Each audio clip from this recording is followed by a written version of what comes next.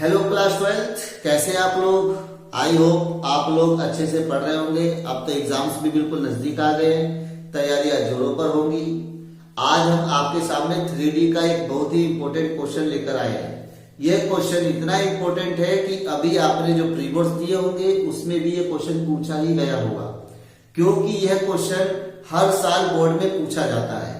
लेकिन हमारे एनसीईआरटी में इस तरह के किसी भी क्वेश्चन का कोई जिक्र नहीं है, जिसके कारण से कई बच्चे अधूरी प्रैक्टिस किए एग्जाम में चले जाते हैं। तो हम देखने वाले हैं कि अगर इस तरह का क्वेश्चन पेपरों में आता है तो उसके अंदर क्या क्या चीजें पूछी जा सकती है और उनको हम कैसे कैलकुलेट करेंगे। तो आज हम एक एग्जाम्पल की हेल्प से उसके अंदर की सारी बातें समझने वाले हैं। तो शुरू करते हैं आज की हमारी बहुत ही इंपॉर्टेंट क्लास और एक एग्जाम्पल की हेल्प से देखते हैं कि क्या क्या चीजें इस क्वेश्चन में हैं और उन्हें हम कैसे सोल्व करने वाले हैं। आज हम काफी इंपॉर्टेंट क्वेश्चन करने वाले हैं। इस तरह के क्वेश्चंस एग्जाम्स में आते ही आते हैं। तो हम सबसे पहले ये समझते हैं कि इस क्वेश्चन में कहा क्या गया है। इस क्वेश्चन में कहा गया है find the coordinates of the foot of perpendicular. मतलब कि अगर ये कोई परपेंडिकुलर जा रहा है और ये इसका फुट है तो इसके कोऑर्डिनेट्स चाहिए। और क्या कहता है and the length of perpendicular. इस परपेंडिकुलर का हमें लेंथ भी चाहिए। ड्रॉन फ्रॉम द पॉइंट, इस पॉइंट से बना हुआ है, पी पॉइंट से गया हुआ है 5 4 2 और यहां तक ये परपेंडिकुलर गया हुआ है।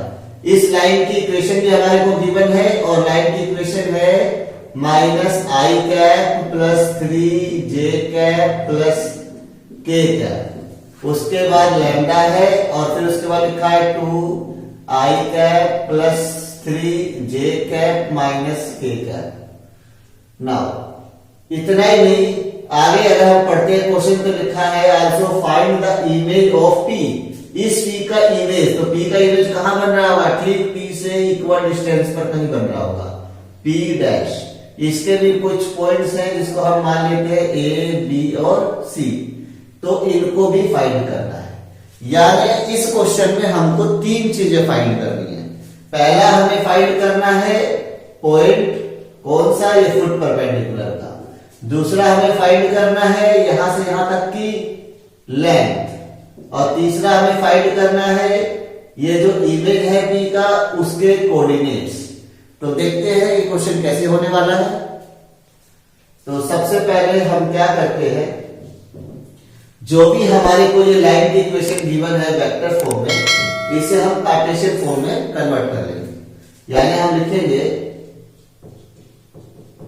Equation of line in Cartesian form. और अगर हम इसे कार्टेशियन फॉर्म में कन्वर्ट करते हैं तो कार्टेशियन फॉर्म में तो आपको कन्वर्ट करना आना ही चाहिए। क्या करते हैं हम, x माइनस ये जो भी वैल्यू है, जैसे इसके आगे माइनस का 1 है सो वो यहां लग जाता है, और अपोन में जो भी इसका वेक्टर पॉइंट है वो लग जाता है।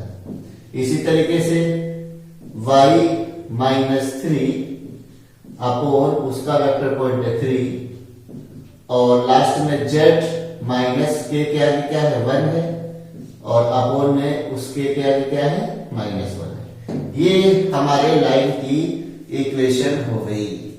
इसको हम मान लेते हैं समथिंग कोई कांस्टेंट के इक्वल, हमने ले लिया कि ये k के इक्वल है।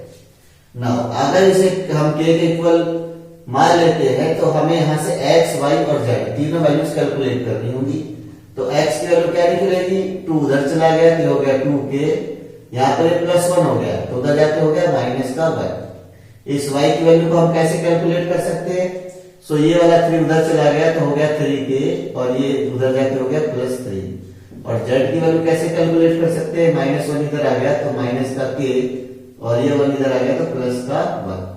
तो ये x y z जो है वो हमारे इस लाइन का कोई एक पॉइंट आ गया। नाउ ये जो पॉइंट है, ये पॉइंट हमने यहां ला तो दिया, लेकिन अभी भी ये पॉइंट k के फॉर्म में। अगर k की वैल्यू हम कैलकुलेट कर लेते हैं तो हम फुट परपेंडिकुलर को पता लगा लेंगे, लेकिन हम इस k की वैल्यू को कैसे पता लगाए, यही तो मेन प्रॉब्लम है ना। हमारे को ये भी पॉइंट पता चल गया, हमें ये भी पॉइंट पता चल गया, इसका हम कोई नाम रख देते हैं, सपोज इसका नाम हमने रख दिया n। तो हम क्या कर सकते हैं, पी एन का डायरेक्शन रेशियो फाइंड कर सकते हैं, direction ratios of P N.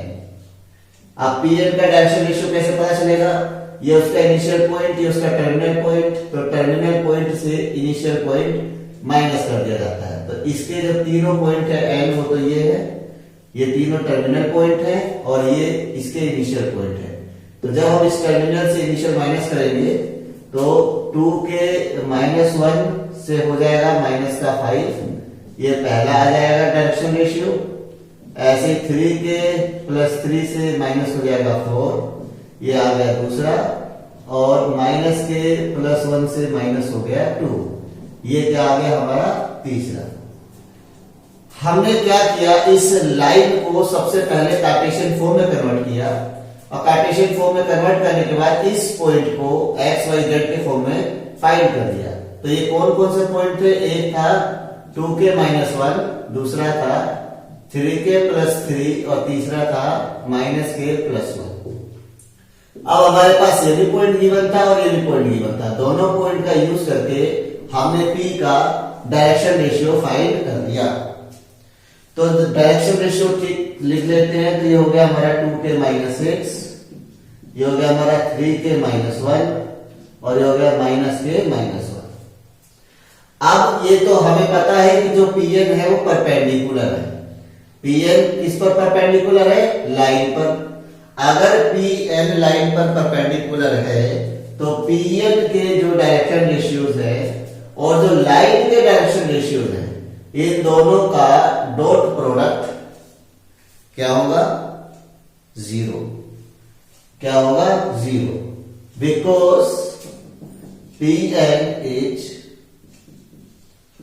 perpendicular to the line.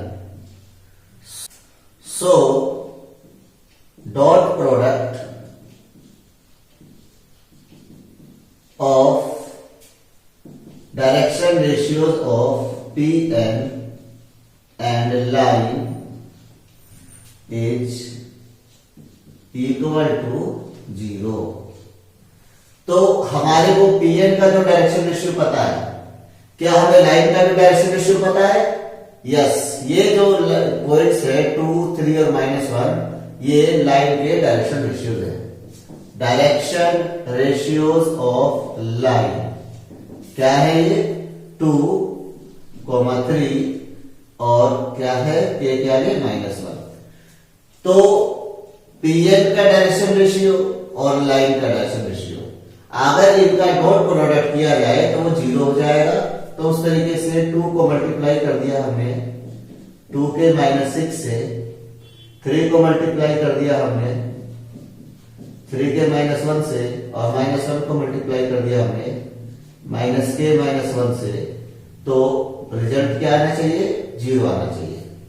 ये हो गया 2 2 जा 4 के -12, 3 3 जा 9 के -3, माइनस इंटू माइनस प्लस के +1 इज इक्वल टू 0। नाउ 9 4 13 और 1 कितना हो गया, ये 14 के, यहां से 12 और 3 माइनस का 15 प्लस का 1 क्या हो गया, माइनस का 14।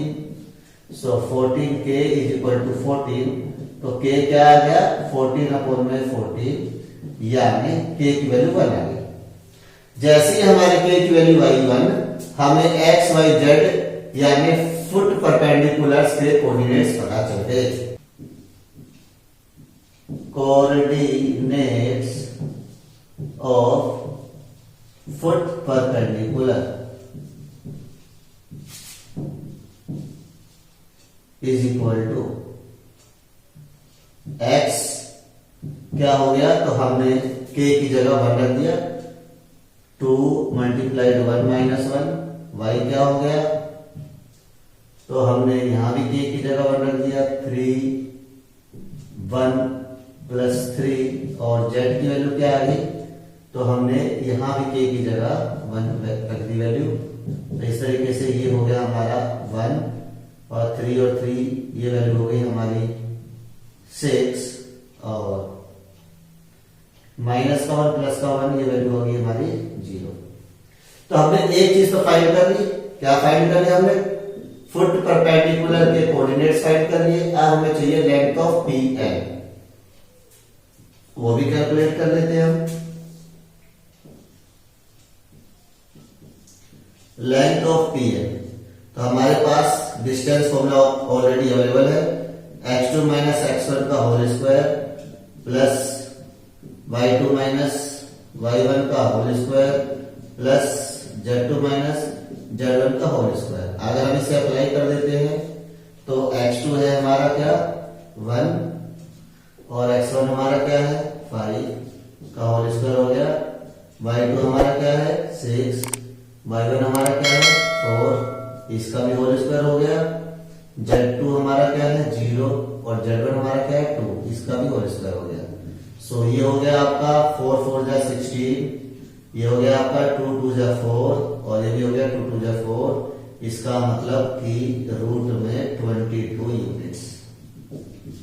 तो इस तरह से हमने दो चीजें फाइंड कर ली, एक कोऑर्डिनेट्स के फुट परपेंडिकुलर भी, दूसरा लेंथ ऑफ पी एन। लेकिन अभी भी एक चीज रह गई, और क्या रही, इमेज ऑफ पी, यानी इस पी डैश की वैल्यू अभी भी हमें नहीं पता। तो हम इस पी डैश की वैल्यू कैसे निकालेंगे, तो इस पी डैश और पी के बीच में जो एन है, ये एन इसका मिड पॉइंट होगा। क्यों मिड पॉइंट होगा, क्योंकि पी डैश इसकी इमेज है और इमेज का डिस्टेंस उतनी दूरी पर होता है जितनी दूर वो ऑब्जेक्ट रखा हुआ है। सो हम इस बात को लिख सकते हैं, N is the mid point of P N. So कैसे फाइंड करेंगे अब हम मिड पॉइंट फॉर्मूला लगा देंगे, x is equal to x1 plus x2 upon 2। तो x तो हमारे पास ये n का पॉइंट है और n का पॉइंट हमारे पास क्या है 1, x हुआ हमारा 1, x1 हुआ हमारा 5 और x2 हुआ हमारा a अपॉन 2। तो इस तरीके से हमने सोल्व किया तो a की वैल्यू आ गई 2 माइनस 5 यानी माइनस का 3। y बराबर y1 plus y2 upon 2, y हमारा क्या है, तो वो है 6, y1 हमारा क्या है 4 है, b अपॉन 2। तो इस तरह से b की वैल्यू आ गई 6 2 जा 12 माइनस 4 मतलब 8। और लास्ट z निकाल लेते हैं, z1 plus z2 upon 2, z हमारा है 0, z1 हो गया हमारा 2, z2 हो गया हमारा c अपॉन 2। तो इस तरीके से c की वैल्यू आ गई माइनस का 2। Therefore p dash a b c की वैल्यू हमने क्या निकाल दी, तो a हमारे पास है माइनस का 3, b हमारे पास है 8 और c हमारे पास है माइनस का 2।